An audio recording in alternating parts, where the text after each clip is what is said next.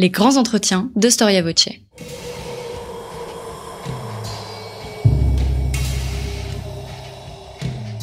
Une émission de la rédaction de Storia Voce.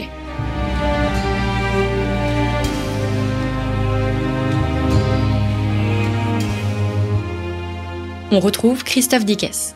Chers auditeurs, bonjour, merci pour votre fidélité à Storia Voce et bienvenue pour cette nouvelle émission de nos grands entretiens.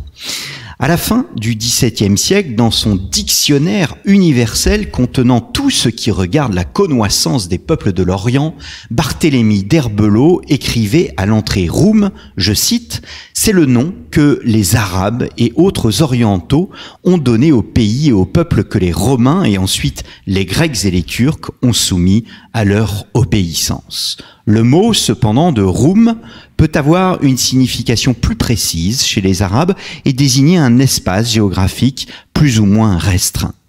À l'entrée Afrandia, d'Herbelot nous dit « C'est ainsi que les Arabes appellent l'Europe du nom de la nation françoise qui leur a été plus connue qu'aucune autre à cause des guerres d'Égypte et de la Palestine. » Afranji signifie donc non seulement un François, un Français, mais encore un Européen ou, comme il le nomme aussi, un Latin.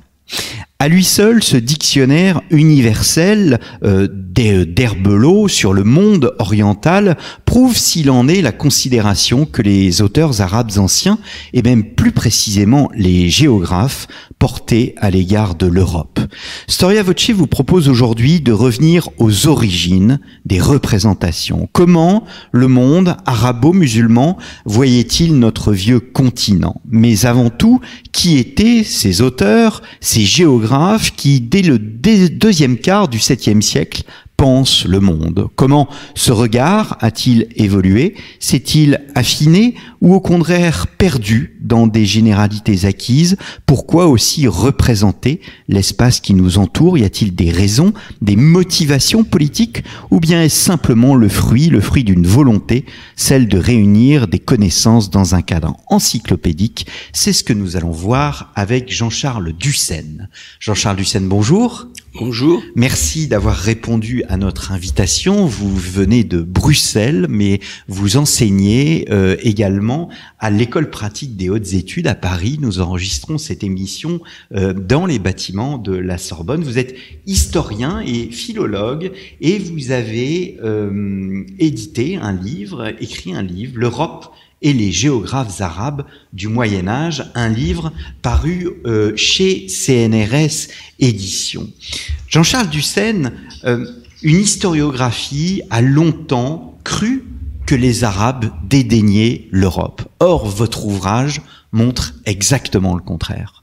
Effectivement, cet ouvrage vient d'un constat qu'il y avait une dichotomie dans l'historiographie moderne depuis le XIXe siècle entre un certain nombre d'érudits européens, slavisants très souvent, qui allaient chercher des renseignements dans les sources arabo-persanes, arabo-musulmanes pour éclairer l'émergence des Slaves et qui considéraient que ces sources arabo-musulmanes étaient importantes pour la connaissance de l'Europe, je dirais, du deuxième Moyen-Âge, de l'Europe du XIIe siècle, puis les historiens arabisants qui considéraient justement que les arabo-musulmans n'avaient pas vraiment regardé l'Europe, s'étant plus intéressés à l'Afrique subsaharienne, voire à la Chine, et ils considéraient que ce désintérêt a priori des arabo-musulmans pour l'Europe pouvait provenir d'un éloignement d'une part, mais d'autres considéraient que cela pouvait également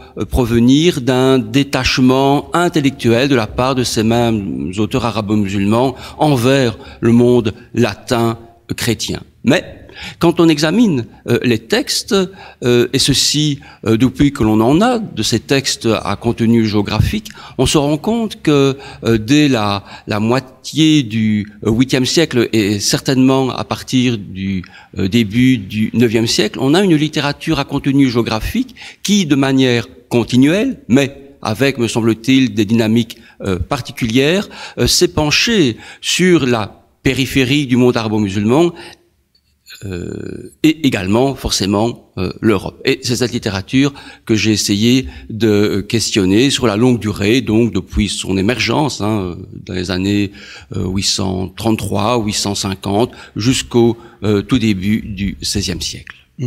Donc, quel objectif vous vous êtes assigné en écrivant ce livre ?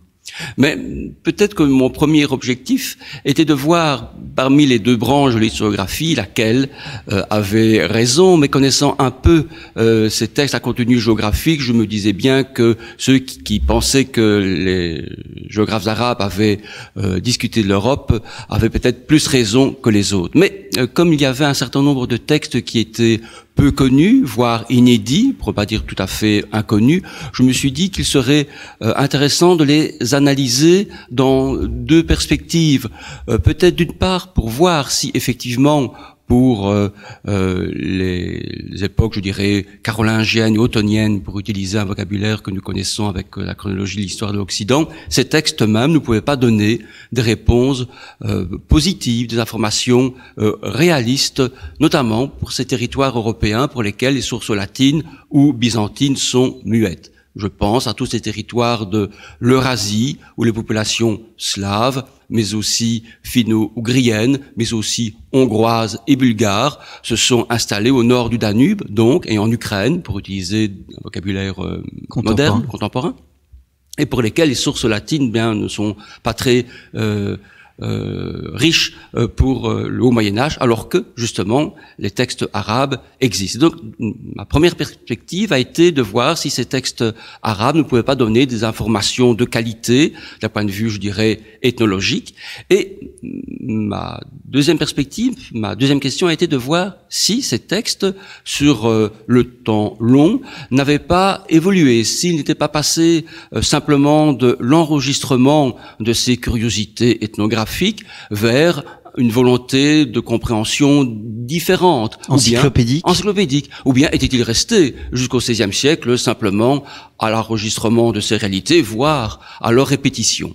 Et la conclusion a été que, eh bien, non, il y a une dynamique réelle dans le regard de ces géographes, entre guillemets, évidemment, et que cette dynamique était, me semble-t-il, inconnue jusqu'il y a peu, et que l'étude de l'ensemble de ces textes sur près de 5 siècles permet de la mettre en lumière.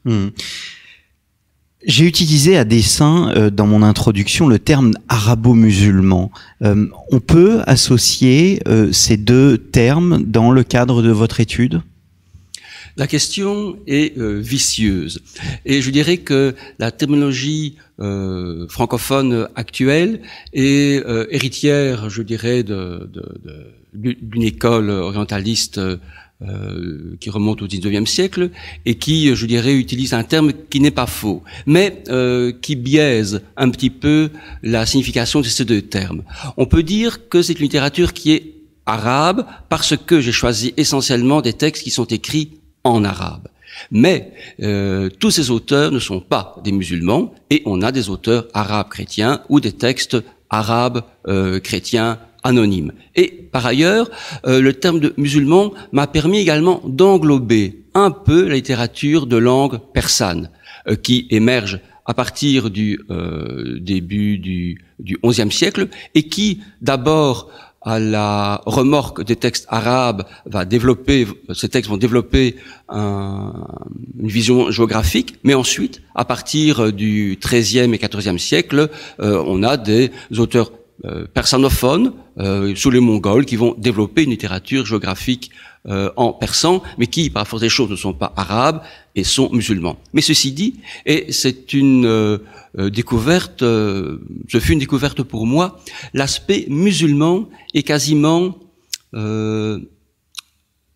secondaire, secondaire, voire, je dirais, n'apparaît pas de manière évidente dans le regard de ces observateurs, car, à mon grand étonnement, cette littérature à contenu géographique, je dis bien, ce n'est pas une littérature théologique ou polémiques, n'est-ce pas? Ce ne sont pas des théologiens qui veulent brocarder ou critiquer l'Europe, critiquer les chrétiens ou l'Europe. Mais donc, dans ce regard a priori neutre, l'aspect religieux de celui que l'on observe est pris parfois comme étant un élément parmi d'autres que l'on enregistre, mais n'est pas l'élément essentiel que ces auteurs ont essayé de mettre en exergue, en tout cas jusqu'au XIIIe siècle.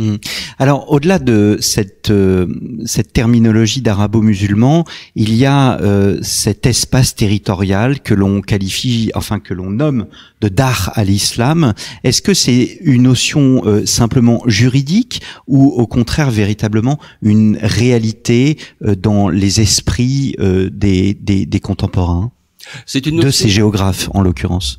Bien, pour ce qui est de la littérature géographique, il est remarquable de constater que ce sont des termes et des notions qui n'apparaissent nulle part.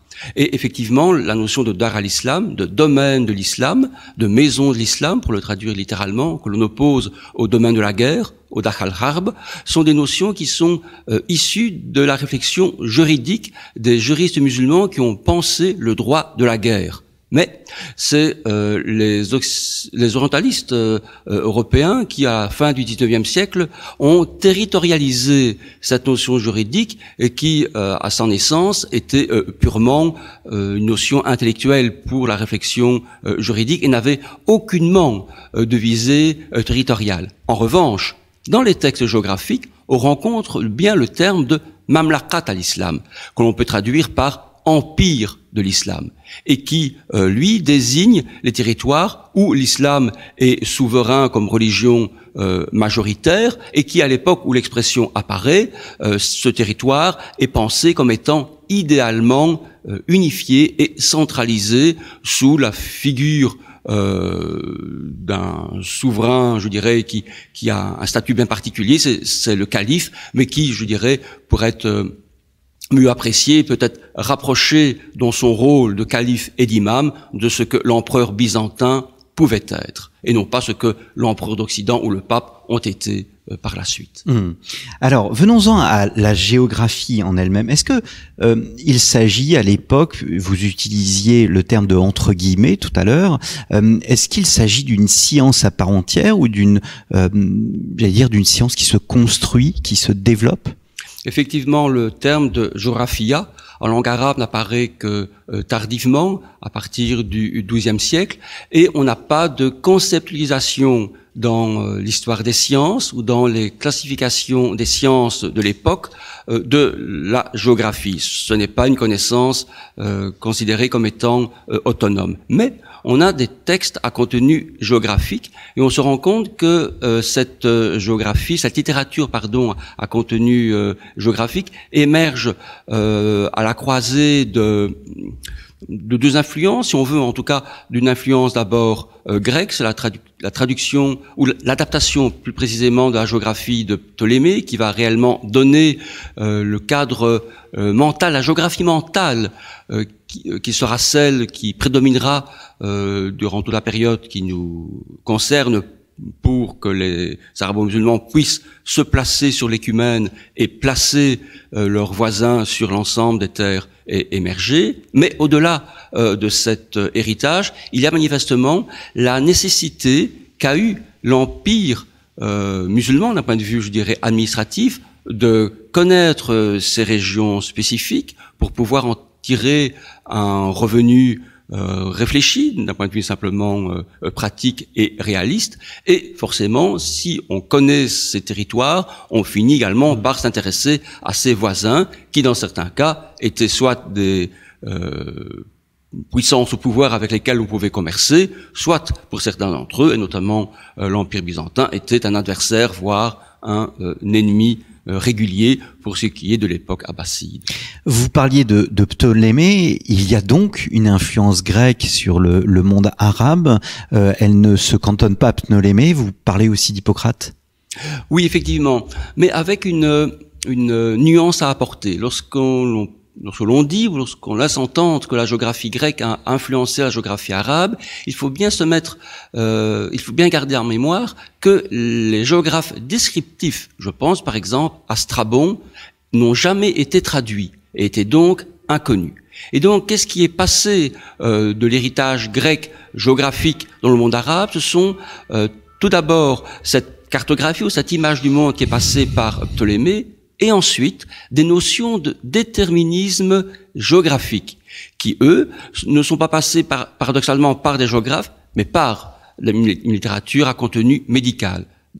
Effectivement, ce sont les textes d'Hippocrate et un traité en particulier, celui sur les eaux, les airs et les lieux, et surtout son commentaire par Galien, qui a été translaté en arabe et qui sera, je dirais, ad nauseam repris et utilisé jusqu'à la fin du XVe siècle pour essayer de démontrer que les régions où on habite, selon leurs conditions climatiques, vont influencer sur la physiologie et les phénotypes, nous dirions, des êtres humains ou des animaux qui y vivent. En quelque sorte, on a là l'émergence d'un racialisme scientifique, mais je dirais qui est la norme du temps, sans que l'on puisse le considérer comme étant une atteinte à la morale.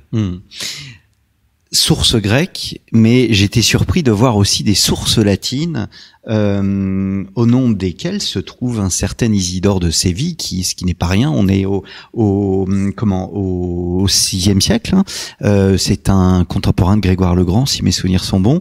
C'est étonnant de voir cette influence latine, mais qui est aussi une influence biblique, puisque je vous cite, confronté à la diversité des cultures et des traits somatiques, mais héritier de traditions judéo-chrétiennes, les auteurs musulmans adoptent le schéma de peuplement de la terre par les 3 fils de Noé après le déluge tel qu'il est donné par la table des nations. Tout à fait.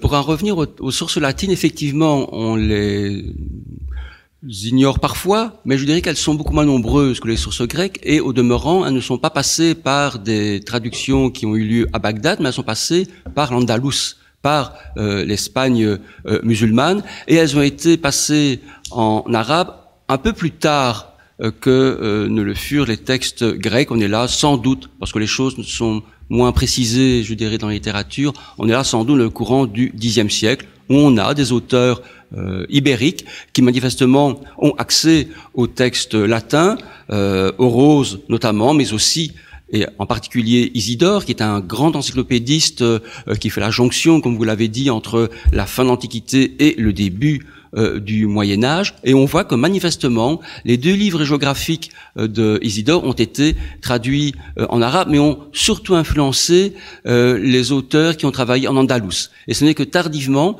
lorsque ces mêmes auteurs sont lus en Orient, que l'on voit que, sans le savoir, des auteurs égyptiens citent Isidore, qui lui-même, paradoxalement, citait à certains moments Pline. Et donc, on a des citations de Pline qui se retrouvent chez des auteurs égyptiens arabes du XIVe siècle. Et pour ce qui est maintenant de la tradition vétérotestamentaire, mais qui à la fois va alimenter la réflexion sur les races dans la littérature juive ancienne, la littérature latine et la littérature arabe, c'est la notion d'unité du genre humain, puisque dans cette perspective-là, nous descendons tous de la création d'Adam, mais il y a eu entre guillemets l'intermède du déluge et le nouveau départ fait à l'époque noachide avec Noé et ses 3 fils, et ces 3 fils auraient donné naissance, mais ont donné naissance pour les auteurs de cette époque-là à l'ensemble de l'humanité, à la différence près que le texte biblique, et je dirais que la tradition arabe va rester au niveau du texte biblique. Dans le texte biblique, les bornes géographiques à l'intérieur desquelles la descendance de ces 3 fils sont obscures.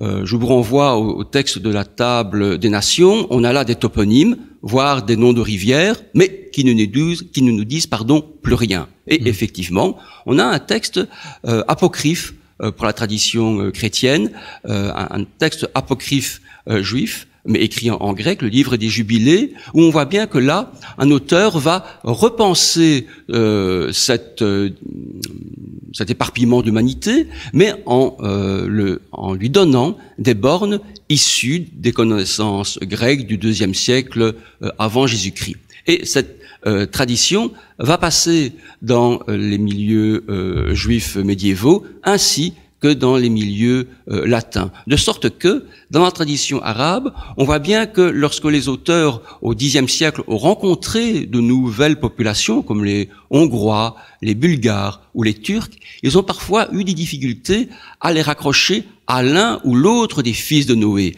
parce que c'était au petit bonheur, si on veut, puisqu'il n'avait pas de tradition textuelle sur laquelle se reposer. Chez certains auteurs, les Turcs descendent de Sem, chez d'autres auteurs, les Turcs descendent de Japheth, et donc sont des cousins des Européens, si on veut. Mmh. Est-ce que cela signifie, même si nous sortons un peu du cadre de l'émission, est-ce que cela signifie que plus qu'une influence, le monde arabo-musulman intègre une tradition, la tradition que l'on appellera plus tard de l'Ancien Testament?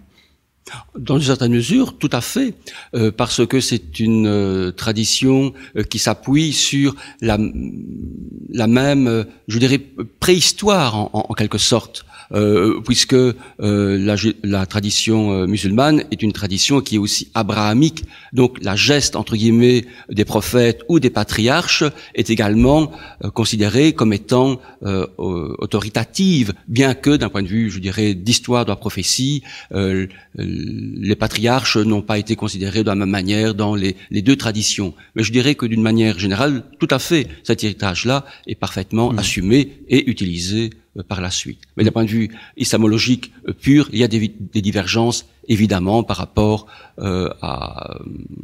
au lieu où Abraham a pu, je dirais, vivre et connaître ses expériences, ainsi que par rapport à Agar et Ismaël, etc. Mais là, on rentre dans un problème d'ordre d'histoire des religions, d'histoire de l'islam. On sort du cadre de cette émission. Venons-en donc à la perception européenne. Je parlais de Dar al-Islam tout à l'heure. Est-ce que la notion de Christianitas ait existé chez ces géographes arabo-musulmans?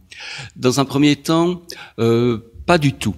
Ils ont tout d'abord eu une vision, je dirais, ethnique des populations qui étaient situées au nord de l'Europe. Mais ils savaient que l'une des caractéristiques de ces populations, et en gros, dans un premier temps, ils en voyaient trois, à savoir les Roums, pour nous les Byzantins, à côté d'eux se trouvaient les Ifrenges ou les Afranges, c'est-à-dire les Francs, autrement dit l'Europe qui deviendra latine, mais au nord des populations roumes, enfin de la population byzantine, ils distinguaient également très tôt les Sakaliba, les Slaves.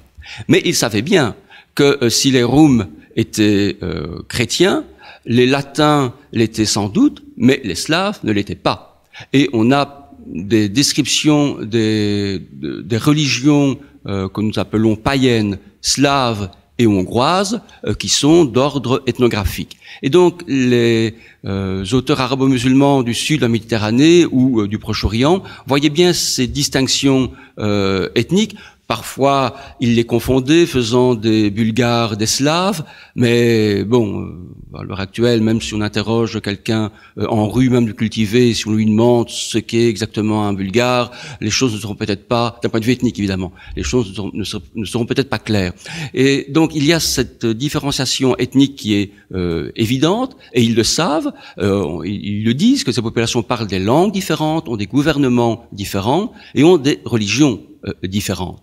Ça, c'est pour, je dirais, la première époque. Mais après la christianisation de l'Europe orientale, et pour le dire plus facilement, après l'an 1000, ces distinctions de religion vont s'estomper, et ils verront les populations du nord de la Méditerranée comme étant uniquement chrétiennes. Mais sans que cette christianitas, entre guillemets, ne soit un élément, je dirais, homogène, puisque dans le Dar al-Islam, il y a également des communautés chrétiennes. Et nos auteurs, sans connaître les les questions de christologie savent très bien que ces chrétiens qui sont dans leur territoire, donc les églises orientales, pour le dire plus simplement, ont parfois des relations difficiles avec l'église byzantine, et nos auteurs musulmans perçoivent, mais ne comprennent pas pourquoi non plus, cette église byzantine a aussi des relations difficiles avec l'église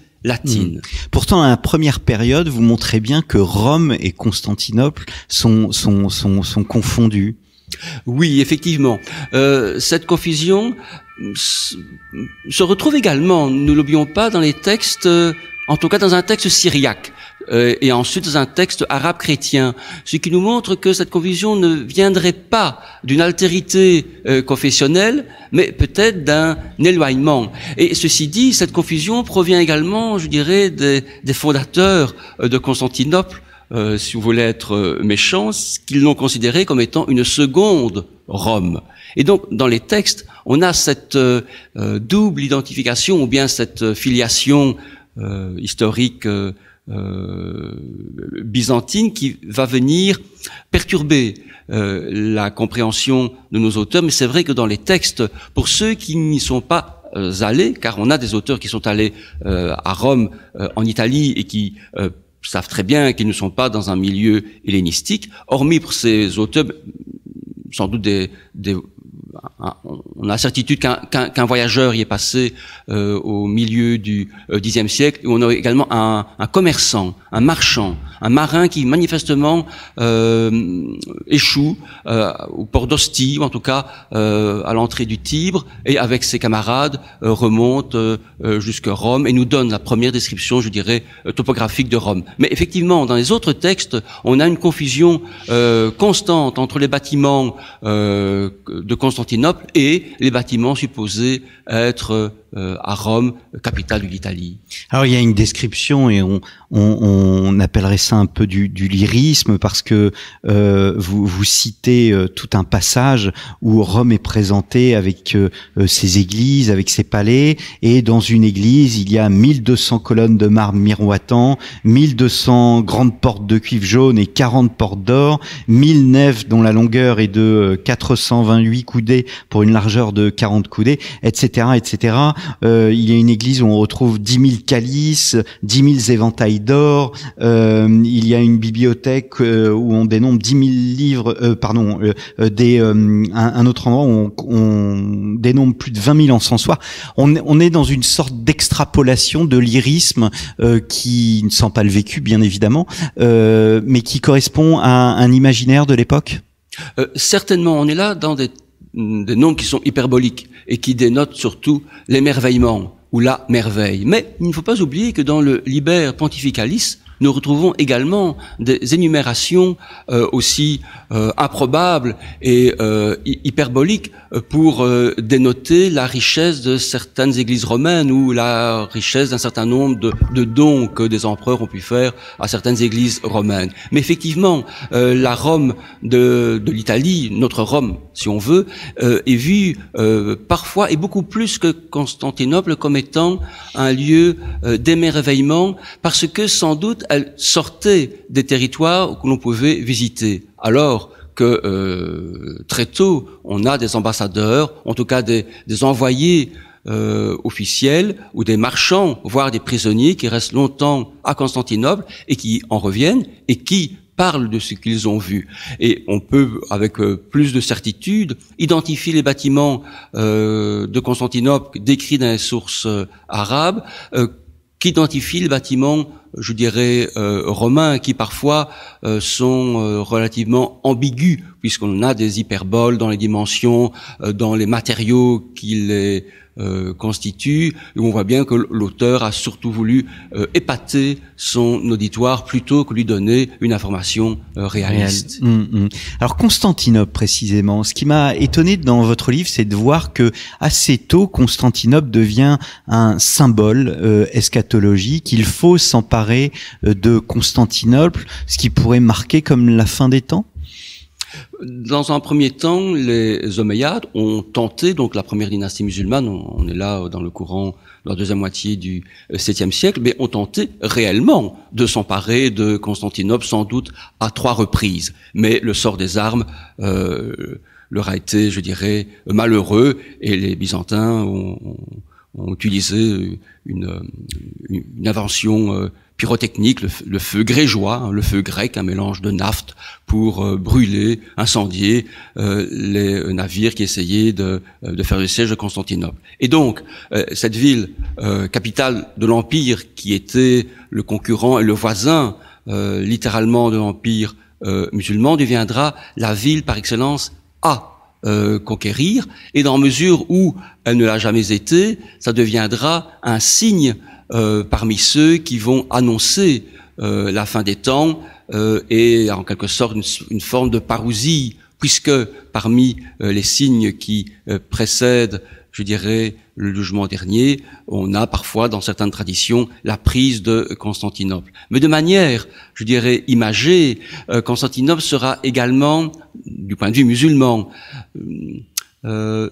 visité ou sera touché un peu par cet islam bientôt vainqueur, croyait-il, et il n'avait pas tort, si ce n'est que ça a pris quand même encore quelques siècles, puisque un compagnon du prophète aurait trouvé la mort près des murailles de Constantinople, toujours selon les traditions musulmanes, et que même les empereurs byzantins veillaient à ce que ce mausolée purement imaginaire ne soit pas détruit par les gens de Constantinople. Et évidemment, après la conquête par les Ottomans de Constantinople, d'une manière on ne peut plus merveilleuse ou miraculeuse, le mausolée en question sera redécouvert par les Ottomans. Et donc on voit là que dans l'imaginaire, entre guillemets, cette ville à prendre, qui est devenue le symbole de la capitale de l'adversaire à conquérir, eh bien sera d'une manière imaginaire un peu investi par l'islam et finalement conquis certes par les Ottomans, qui vont récupérer à leur profit ce symbole d'une présence musulmane ancienne et ô combien symbolique, puisque c'est un compagnon du prophète qui, soi-disant, aurait trouvé la mort auprès de ces murailles.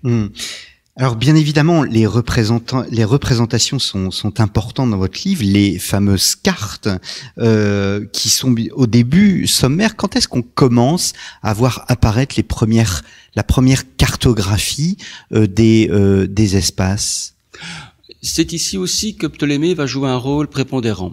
On a manifestement une adaptation de Ptolémée par l'entremise du syriaque qui est réalisé à Bagdad aux alentours des années 833-840 et qui directement donne naissance à un essai de représentation cartographique. Donc nous sommes au 9e siècle. Oui, tout à fait.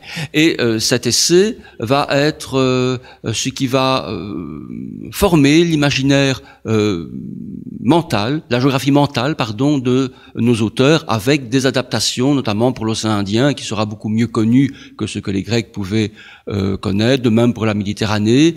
Et on va assister à partir du moment où l'Europe du Nord, l'Europe scandinave, si on veut, sera mieux connue au milieu du XIIe siècle, à une réadaptation de toute cette côte, je dirais, qui chez Ptolémée est une ligne oblique, là où commence la mer Baltique, si on veut, alors que chez Idrissi, pour ne pas le citer, la Scandinavie, entre guillemets, commence à prendre une forme qui est loin évidemment de la réalité, mais notre auteur sicilien a été obligé de situer au nord de l'Europe ces territoires puisqu'il savait qu'ils existaient et que sur son modèle, a priori la carte de Ptolémée revue à Bagdad, il n'y avait rien. Comment collecte-t-on les informations? Est-ce par le commerce? Est-ce par le voyage de certains personnages? Tout un de vos chapitres est consacré à Ibrahim ibn Yacoub, qui fait un périple dans l'Europe ottonienne. Donc nous sommes au Xe siècle. C'est absolument impressionnant. Il va dans toutes les grandes villes d'Europe, l'Allemagne aujourd'hui, la France, l'Italie. Pour répondre à votre question, il faut prendre en compte un certain nombre de cas. On a et de périodes et de lieux où les commandes de textes ou des lieux où les textes sont rédigés. Si l'auteur travaille à Bagdad, sans doute qu'il aura comme source des commerçants qui reviennent de Constantinople ou qui ont voyagé dans l'Empire byzantin, voire des diplomates, voire des prisonniers qui ont été retenus en otage et qui reviennent, ou bien toujours pour Bagdad. On sait qu'il y avait des esclaves slaves ou bien des commerçants varègues qui descendaient la Volga, qui se retrouvaient en mer Caspienne et qui allaient jusqu'au Bagdad, qui pouvaient leur servir d'informateurs. Plus tard, à l'époque mamelouk, lorsque nos auteurs vont écrire au Caire, il y aura, je dirais, toute la chancellerie mamelouk qui avait des relations normales et naturelles avec l'ensemble des puissances méditerranéennes, cette chancellerie qui a pu alimenter, je dirais, naturellement, ces auteurs qui travaillaient à la chancellerie. Et pour prendre un troisième cas, avant de répondre à votre question par rapport à Ibrahim Ibn Yarkoub, c'est celui d'Idrissi, qui certes a écrit une œuvre en arabe très importante, mais qui travaillait à la cour et pour le compte de Roger II de Sicile. Et donc en Sicile, il avait, il était situé à un lieu où commerçants, diplomates, pèlerins, voyageurs passaient naturellement pour aller d'un côté à l'autre de la Méditerranée, ou si le voyageur voulait prendre le bateau pour aller en pèlerinage, ou bien si le militaire passait. Et donc là, Idrissi va pouvoir collecter, analyser, trier ces renseignements, les comparer avec des sources littéraires plus anciennes quand il en avait, et remettre cela en ordre grâce à un canevas géographique dans un texte qui suit, je dirais, ce canevas géographique, mais en arabe. Et donc l'œuvre d'Idrissi va ensuite percoler chez les auteurs arabes après le XIIe siècle et à nouveau leur fournir un certain nombre d'informations toutes nouvelles, en tout cas au XIIe, XIIIe siècle, anachronique quand on passera au XIVe siècle, informations qui alimenteront leurs réflexions et même simplement leurs textes. En revanche, effectivement, avec Ibrahim Ibn Yarkoub, on a là un cas exceptionnel, unique, un voyageur extraordinaire dont malheureusement on n'a pas gardé le texte en son entier, on doit le lire au travers d'emprunts que des auteurs ultérieurs ont fait à ce qui devait être son récit de voyage, ou peut-être plus précisément je vous en prie. Sa description de ce que l'Europe était. Parce que manifestement, quand on peut percevoir par les bribes de son texte, son style, à un certain moment, il devait faire des digressions thématiques sur l'un ou l'autre peuple. Mais il ne faut pas oublier que notre Ibrahim Ibn Yarkoub est un juif de Tortose. Et donc, c'est le premier voyageur juif dont on a gardé les textes qui est passé par l'Europe. On a ensuite Benjamin de Tudel, mais qui, lui, au milieu du XIIe siècle, va nous laisser une description, mais en hébreu, alors que Ibrahim Ibn Yarkoub, pour des raisons que l'on ignore, parce que manifestement, quoique il ne devait pas être diplomate, mais il va rencontrer à 2 reprises Othon, une première fois à Magdebourg, alors qu'Othon n'est pas encore empereur, et une deuxième fois à Rome, durant le mois qui verra le couronnement de l'empereur. Et en plus, on sait que à Rome, l'empereur va lui confier une mission entre guillemets diplomatique pour récupérer des reliques qui étaient en Andalouse. Donc, ce personnage a assez d'importance pour être reçu par 2 fois par Othon Ier.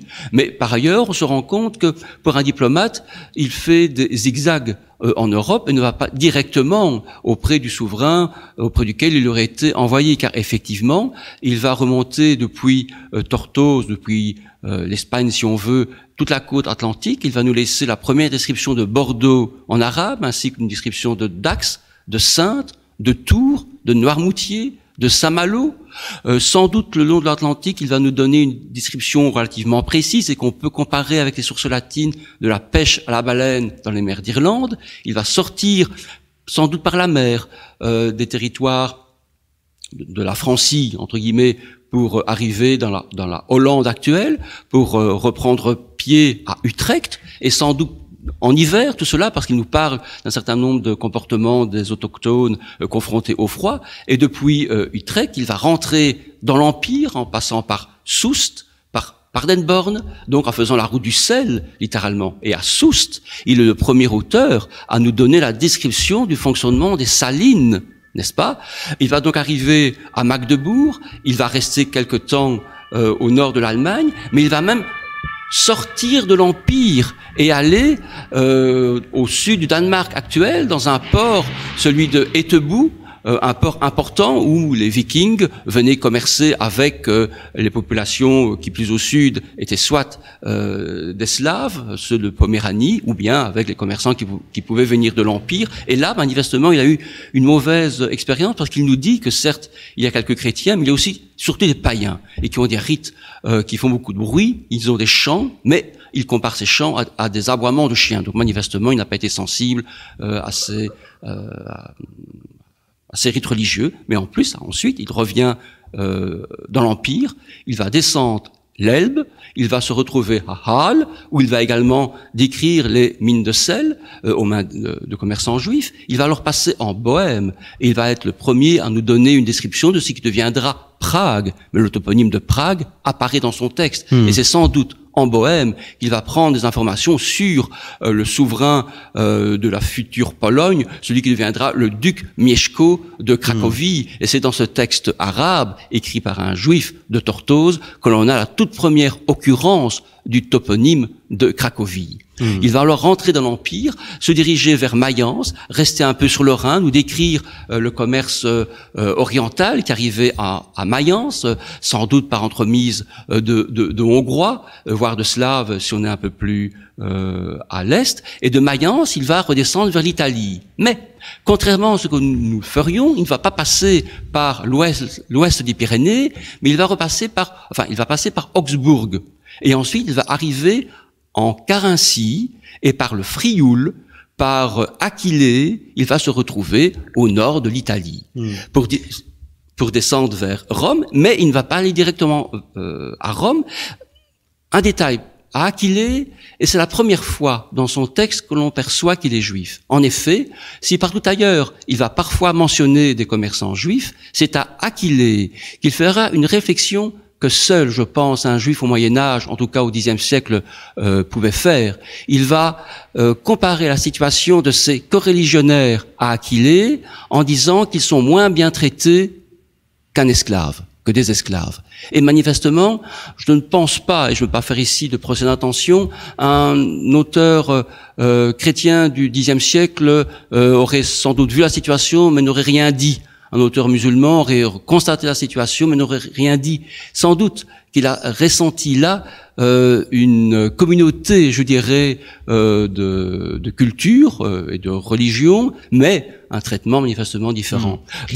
Depuis Aquilée, il va remonter vers Vérone, il va nous donner la première description en arabe du théâtre de Vérone, il va passer par Garde, le lac de Garde, par Pavie, et ensuite il va enfin descendre sur Rome, où il va assister sans doute au couronnement de l'empereur et dont il nous donnera également une description topographique. Est-ce que, puisque c'est absolument fascinant tout ce parcours, est-ce que c'est un exemple unique chez les auteurs arabes ? Oui, manifestement, on est quasi certain maintenant que l'on possède l'ensemble de la documentation. Certes, on peut encore retrouver quelques textes qui nous donneraient quelques versions divergentes des manuscrits que l'on possède, mais c'est certainement le cas unique de quelqu'un qui a pu voyager dans l'ensemble de l'Europe occidentale avec une telle liberté. On a un autre cas, mais qui lui se limite à la Volga. Bon, ce n'est pas rien. Une génération avant Ibrahim ibn Yarkoub, c'est Ibn Fadlan, mais qui lui, en tant que secrétaire d'une ambassade envoyée expressément de Bagdad, va arriver auprès des Bulgares de la Volga. En 922, on est là à la hauteur de Kazan, à l'heure actuelle, en Russie, au Tatarstan, exactement. Et il va nous décrire, certes, les mœurs et la manière dont les Bulgares sont installés, mais aussi et surtout les populations slaves, khazars, le long de la Volga, et aussi les populations, pour nous, varègues, qui étaient installées le long de la Volga et qui commerçaient avec ces mêmes Bulgares. Et c'est d'ailleurs Ibn Fadlan qui nous offre la plus ancienne description également ethnographique des funérailles d'un noble varègue, avec incinération, sacrifice d'une épouse, etc. Et Ibn Fadlan lui-même nous le dit, il a eu vent que ces funérailles allaient avoir lieu, il a demandé de pouvoir y assister, accompagné d'un interprète, et il va nous donner, sur plusieurs pages, une description quasi ethnographique de ces rites sans jamais les condamner. Donc on a bien là un regard neutre, je dirais, détaché de ces réalités qui devaient lui sembler très exotiques, voire très loin de l'orthopraxie qui était la leur à ses observateurs. Mais dans un premier temps, on est là au Xe siècle, les choses vont changer par la suite, il n'y a pas de condamnation par rapport à ce comportement qui peut-être s'éloigner de la norme qui était la leur. Jean-Charles Dussène, on arrive peu à peu au terme de cette émission. Peut-être une dernière question.